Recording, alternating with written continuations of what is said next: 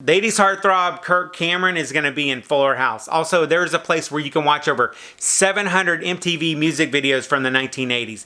And the TV show Friends is auctioning off a ton of props and memorabilia from its show. So stay tuned for all that and more coming up. What up to my peoples, and welcome to Retro Crunch, your #1 source for nostalgia, pop culture, and retro news. If you're a fan of the sequel show Fuller House, you're probably already aware that they're about to start the new season on December 6th on Netflix, which is kind of a bummer.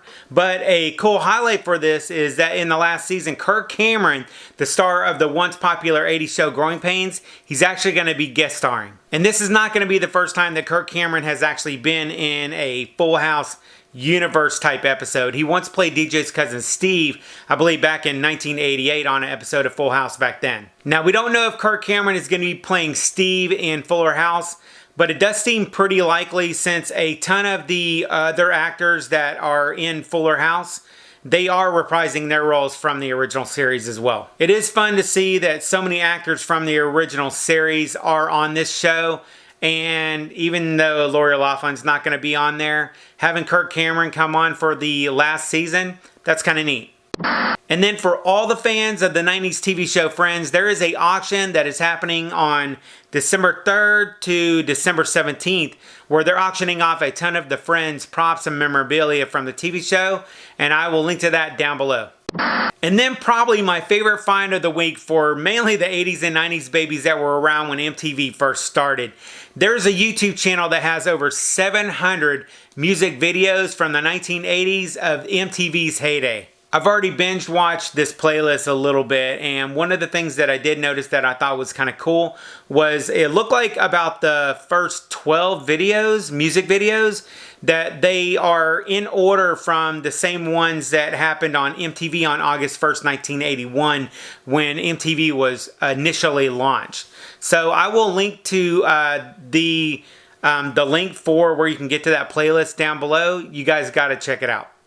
And then moving on to some retro entertainment news, the 1988 British science fiction comedy Red Dwarf, they have a new 2-hour TV movie that's going to be coming out in 2020. And it looks like they're going to be bringing back the full cast from the original TV show. And if you're like me and celebrated Thanksgiving over the weekend, you might have been vegging out on your couch after eating all that food.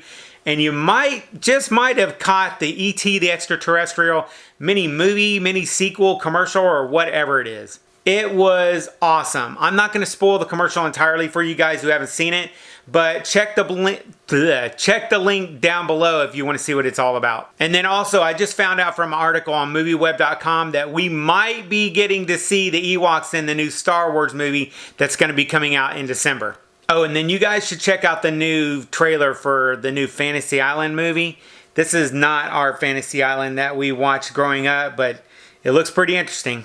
And then just in time for the Christmas season, there is a trailer for a new Christmas Carol. I know there have been a ton of adaptations for this, but this trailer for this miniseries that's being made by the BBC, it really looks like it's going to be pretty neat. And then moving on to some reboot news, which I know everyone has been waiting for. Clifford the Big Red Dog, they have a reboot that's coming out in December on Amazon, starting on December 6th. So keep an eye out for that.